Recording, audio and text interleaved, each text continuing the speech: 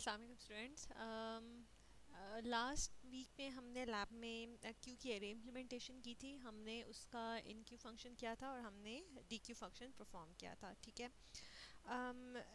जहाँ पे मेरा एंड हुआ था 3C के साथ, वो एक डी क्यू फंक्शन इम्प्लीमेंट किया था। एंड आई वांट कि मैं आपको आज एक और डी क्यू फंक्शन शिफ्टिंग से इम्प्लीमेंट करना सिखाऊं। ठीक है। लेट्स से हमारे पास क्यू है। ठीक है। इस क्यू में की कैपेसिटीज या मैक्सिमम साइज 3 एलिमेंट्स इंसर्ट करने का है। ठीक है। हमने एन क्यू की लॉजिक से अपनी इंसर्शन कर ली। फिर इसके बाद क्या होता है कि हम चाहते हैं कि हम इन एलिमेंट्स को डिलीट करें। ठीक है। फॉर दिस वाइल हम ये देखते हैं कि जो हमारे पास फ्रंट एंड है ना, जो हमारा फ्रंट पॉइंटर है वो यहाँ पे पॉइंट कर रहा है। ठीक है। दिस फ्रंट यहाँ पे पॉइंट कर रहा है। अच्छा, उसके बाद जो रेयर है वो हम मेरा मतलब वो ये बताता है कि जी आपका इंसर्शन के बाद रेयर एंड ये है। ठीक हो गया। अब जब मैं डिलीट करने जाती हूँ ना, तो देखो क्या होता है कि जो हमने डिलीट का फंक्शन लास्ट वीक कोड किया था वो ये था कि ये डिलीट हो गया। ठीक हो गया। जब ये डिलीट हुआ तो मेरा एफ का फंक्शन जो फर्स्ट एलिमेंट होगा वो किसको पॉइंट करेगा, वो इसको पॉइंट करेगा। ठीक है। ये भी ख़त्म हो जाएगा। ठीक हो गया। अच्छा, अब क्या होता है कि मैं दोबारा डी क्यू का फंक्शन कॉल करती हूँ तो ये 32 भी क्या हो जाता है, डिलीट हो जाता है। और फ्रंट जो है वो किसको पॉइंट आउट करता है, इस 55 को पॉइंट आउट करता है। ठीक है। ये ख़त्म हो गया।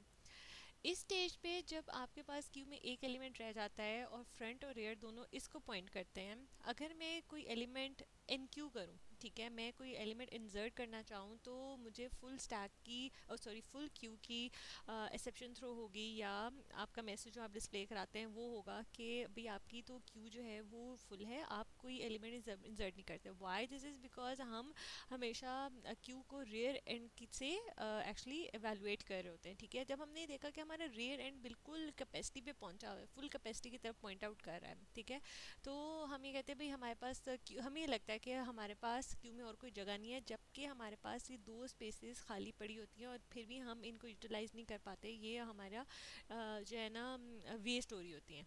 ठीक है। तो ये इस प्रॉब्लम को ना हम ये कहते हैं कि इस प्रॉब्लम को हम राइटवर्ड ड्रिफ्ट कहते हैं। ठीक है। क्या कहते हैं, राइटवर्ड ड्रिफ्ट कहते हैं। ठीक है। मैं यहाँ पे लिख देती हूँ।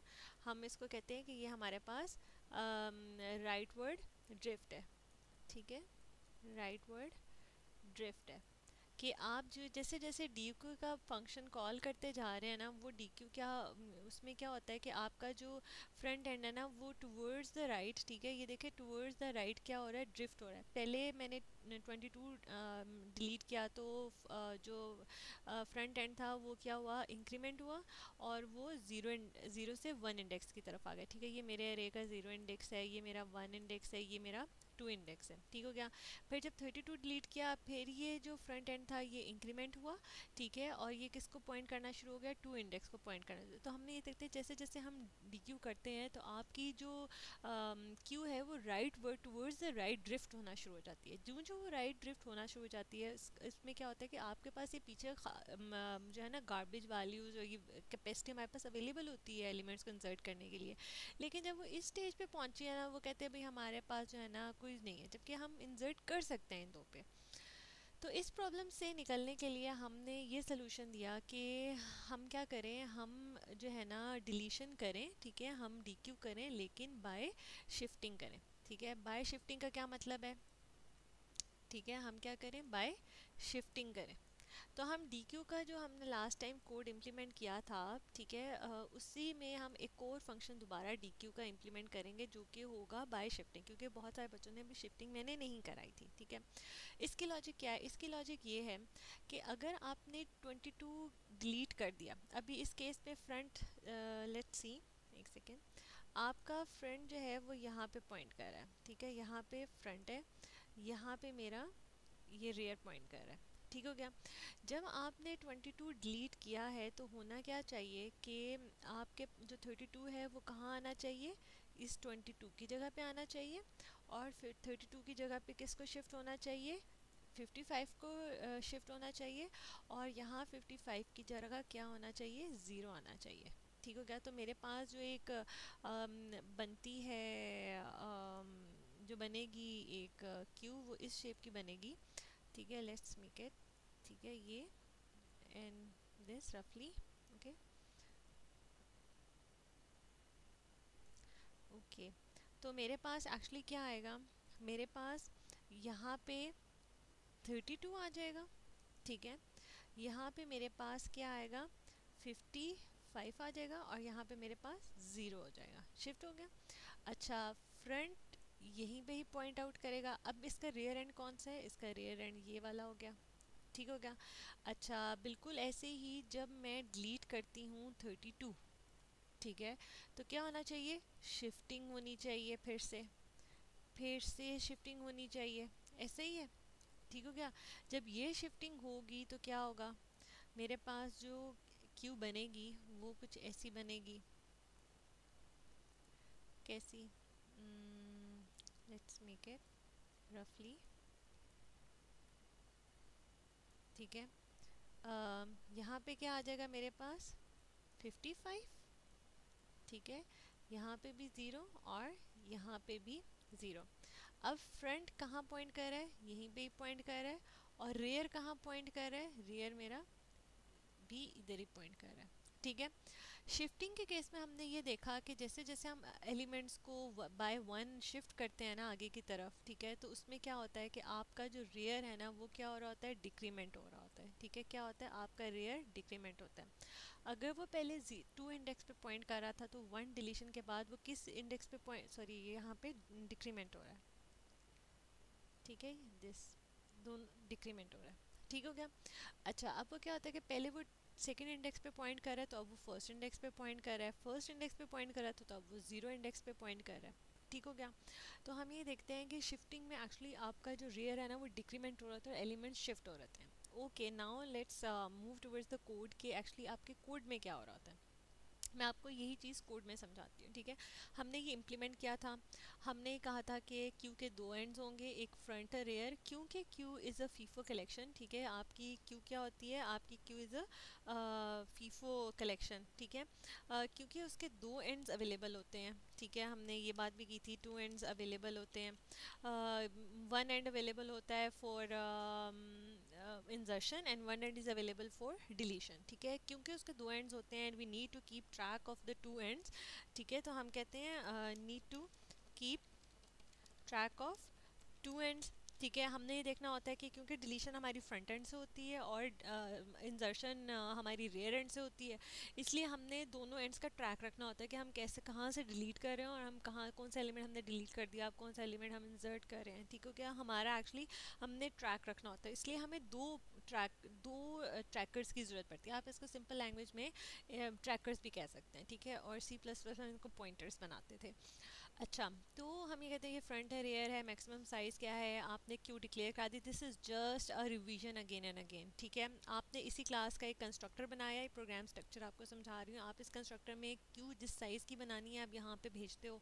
इनिशली आप फ्रंट और रेयर एंड को -1 करते हो, क्यों, क्योंकि मैं इसलिए इनिशलाइज़ करा रही हूँ क्योंकि मेरा जो फर्स्ट एलिमेंट है वो 0 इंडेक्स पे आए, ठीक हो गया, इसलिए मैं फ्रंट और रेयर को -1 से इनिशलाइज़ करा रही। जो मैंने साइज़ भेजा वो मैंने मैक्सिमम साइज़ को सेट किया और यहाँ पे हमने अपनी एरे डायनेमिकली क्रिएट कर दी, ठीक है। ये एरे, इसको मैंने इस एरे को अपना क्या नाम दिया, क्यू। ये मेरी एक एरे होगी जो कि एज अ क्यू बिहेव करेगी, ठीक हो गया।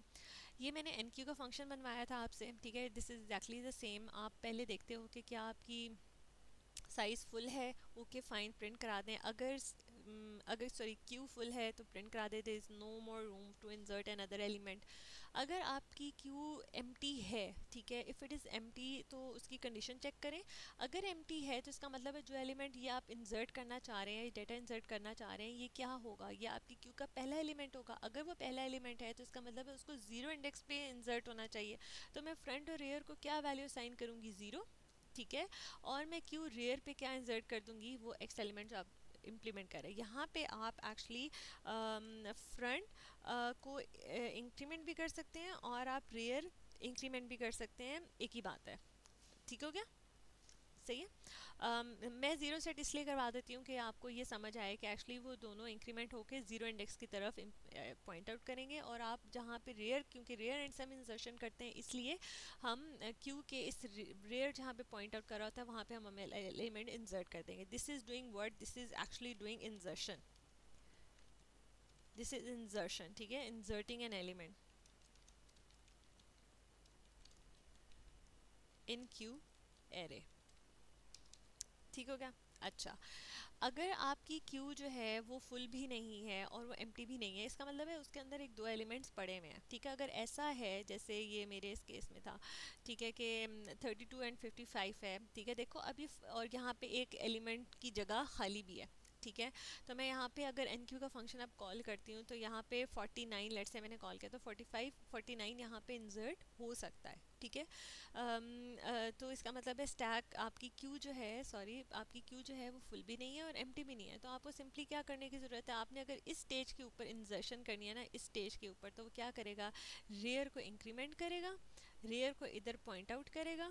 ठीक है, रेयर को क्या किया, इंक्रीमेंट किया, रेयर इधर पॉइंट आउट करा। अब हम कहते हैं भाई रेयर तुम जहाँ पॉइंट आउट कर रहे हो वहाँ पे वैल्यू इंसर्ट कर दें, यहाँ पे जो भी एक्स की वैल्यू आ रही है वो इंसर्ट हो जाएगी। ठीक हो गया। तो ये केस कैसे हैंडल होगा, ये केस इस फर्दर एल्स में ऐसा होगा। ठीक है, आपकी स्टैक फुल भी नहीं है, आपकी स्टैक एम्प्टी भी नहीं है, इसका मतलब उसमें कुछ ना कुछ एलिमेंट्स पड़े हुए हैं। तो इसका मतलब आप रेयर को इंक्रीमेंट करके अगली पोजीशन पे लेके जाएं और जहाँ रेयर पॉइंट कर रहा है वहाँ पे एक्चुअली फाइनली अपनी इंसर्शन परफॉर्म कर दें। ठीक हो गया। ये चीज़ें हमने की थी, फिर हमने डी क्यू किया था। ये that was a simple D Q कि अगर आपकी क्यू एम्प्टी है तो उसको बताएं कि जी queue is empty, there is nothing to delete. अगर आपका फ्रंट और रेयर, ये बात भी मैंने आपको समझाई थी कि जहाँ आपका फ्रंट और रेयर जो ट्रैकर्स हैं दोनों की वैल्यू सेम हो जाती है, इसका मतलब है आपके पास क्यू में एक ही एलिमेंट रह गया विच इज़ टू डिलीट। अच्छा, ये कंडीशन यहाँ पे देखें, जैसे ये हम डिलीट करते करते आए। ठीक है, हमने ये देखा कि इस स्टेज पे ना, ये इस स्टेज पे ये, ठीक है, डिलीट करते आए बाय शिफ्टिंग, हमने ये देखा जी फ्रंट भी किसको पॉइंट कर रहा है, ज़ीरो इंडेक्स को पॉइंट कर रहा है या नहीं। अच्छा, हमने देखा कि रेयर भी हमारा किसको पॉइंट कर रहा है, ज़ीरो इंडेक्स को पॉइंट कर रहा है। जिस स्टेज पे भी आपकी फ्रंट और रेयर जो है वो वैल्यूज़ आपकी सेम हो जाती हैं, इसका मतलब है कि आपकी क्यू में एक एलिमेंट रह गया। ठीक है, अगर मेरे पास क्यू में एक एलिमेंट रह गया और वो भी मैंने डिलीट कर देना है, तो इसका मतलब क्या है कि मेरे पास क्यू क्या हो जाएगी, एम्प्टी हो जाएगी। और एम्प्टी क्यू के लिए मुझे फ्रंट और रेयर को क्या सेट करना चाहिए, -1 करना चाहिए। ठीक है, लेट्स से कि अगर मैंने इसको भी डिलीट कर दिया, क्यू में क्या आ जाएंगे, तीनों ऑल ज़ीरोज़ आ जाएंगे। ठीक है, और फ्रंट और रेयर यहाँ किसी नेगेटिव वैल्यू की तरफ, -1 की तरफ क्या कर रहे होंगे, पॉइंट आउट कर रहे होंगे। ठीक हो गया, वो अब क्यू की तरफ पॉइंट आउट नहीं करेंगे। तो ये चीज़ सेट करने के लिए हमने सिंपली कहा ये। अच्छा, और फिर हमारी जो वो राइट वर्ड ड्रिफ्टिंग की लॉजिक क्या थी कि आपकी क्यू एम्प्टी भी नहीं है, उसमें एक एलिमेंट भी नहीं है डिलीट करने को, इसका मतलब है एक से ज़्यादा एलिमेंट्स हैं आपके डिलीट करने को। ठीक है, तो आप फ्रंट को क्या कर रहे थे, इंक्रीमेंट कर रहे थे यहाँ पे, ये वाली सारा काम आप फ्रंट को हम क्या कर रहे थे, हम फ्रंट को इंक्रीमेंट कर रहे थे। 22 डिलीट हुआ तो फ्रंट ये हो जाएगा, 32 को डिलीट हुआ तो 55 हो जाएगा। तो आपका क्या था, right word shifting, right word drifting हो रही थी। ठीक है, हम राइट की तरफ ड्रिफ्ट करते जा रहे थे। वो कैसे करते जा रहे थे, वो हम यहाँ से इस एल्स की वजह से करते जा रहे थे। ठीक हो गया, तो ये वो डी क्यू का फंक्शन कॉल हो गया। लेकिन इसमें प्रॉब्लम ये था कि हमारे पास कैपेसिटी होने के बावजूद भी हम अपनी क्यू में एलिमेंट इंसर्ट नहीं कर सकते थे। ठीक हो गया, बेशक मेरी फ्रंट और आर एक हो जाएगा, एक एलिमेंट रह जाएगा, सेम वैल्यूज़ होगी, एक एलिमेंट रह गया, लेकिन मेरे पास कैपेसिटी होने के बावजूद भी यहाँ इस स्टेज पे आप एन क्यू कॉल करें ना, तो आपको एलिमेंट इंसर्ट नहीं होगा।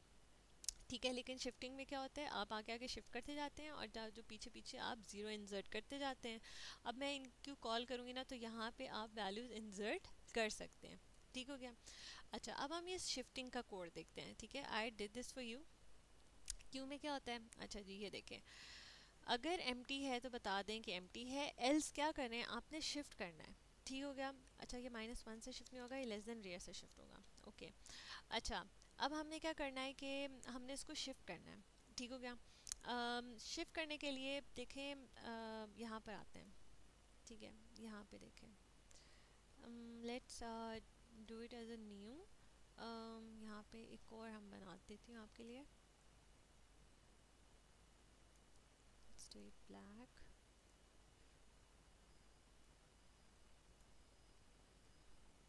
ये दिस इज अच्छा sorry, pen, I need a pen.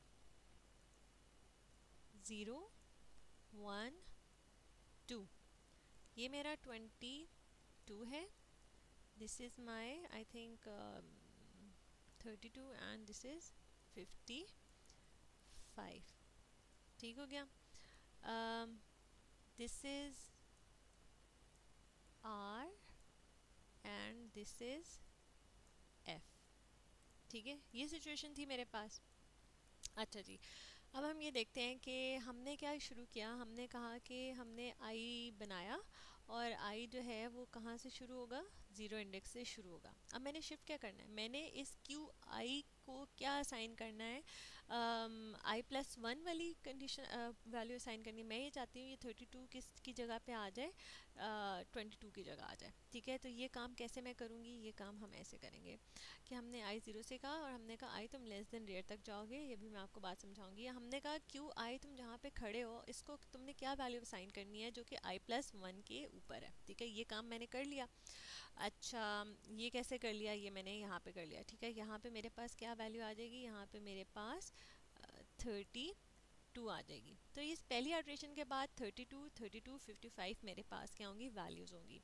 अब लूप दोबारा आई क्या होगा, इंक्रीमेंट होगा। आई इंक्रीमेंट होगा तो आई कहाँ पॉइंट करेगा, अब आई 1 पे पॉइंट करेगा। क्या आई जो है वो लेस देन रेयर है, yes I is less than rear. ठीक है, ये देखें, क्या I is less than rear है, yes one is less than two. Okay fine, इस इज़ रेयर, इसका मतलब है ये काम दोबारा होगा। ये कहता है आई जहाँ आप खड़े हो, ठीक है, आप अपने आप को क्या वैल्यू असाइन करो इस क्यू की सिंटेक्स के ऊपर, आप आई प्लस वन की वैल्यू असाइन करें। ठीक है, इसका मतलब क्या है कि आई जहाँ पे आप खड़े हो आपने अपने आप को क्या वैल्यू असाइन करनी है जो कि आई प्लस वन पर है। ठीक है, यहाँ पे क्या वैल्यू आ जाएगी मेरे पास 55। ठीक है, ये ख़त्म हुआ, आई इंक्रीमेंट हुआ, आई की वैल्यू क्या होगी, 2 हो गई। फिर वो कंडीशन ये देखता है कि क्या आई लेस देन टू रेयर है, 2 इज़ लेस देन 2, नो मेरी लूप नहीं चलेगा। इसका मतलब है मेरा लूप ये यहाँ पे ख़त्म हो जाएगा। तो मैं ये देखती हूँ कि जब मेरा लूप ख़त्म होता है, ठीक हो गया, जब भी हमारा लूप जो है ना ख़त्म होता है ना, तो उस स्टेज पे क्या होगा, मेरे पास ये कंडीशन होगी 32 55 55। अब मुझे क्या करने की ज़रूरत है, मैं ये कहती हूँ कि भाई यहाँ पे मुझे क्या सेट करना था, यहाँ मुझे ज़ीरो सेट करना था, यहाँ पे 55 नहीं आना चाहिए, यहाँ पे क्या आना चाहिए, ज़ीरो आना चाहिए। लेकिन इस इंडेक्स तक मैं कैसे पहुँचूँगी, ये रेयर अभी इस आखिरी एलिमेंट को पॉइंट आउट कर रहा था ना। मैं ये कहती हूँ कि क्यों आप जहाँ पे रेयर इंडेक्स आपको पॉइंट कर रहा है ना, आप अपनी उस वैल्यू को क्या कर दें, ज़ीरो कर दें। How I will do this, I will do this this क्यों, ये मेरी एरे थी, रेयर आपको जहाँ पॉइंट आउट कर रहा है आप वहाँ पे क्या सेट कर दें, ज़ीरो सेट कर दें। ठीक हो गया, सेट हो गया।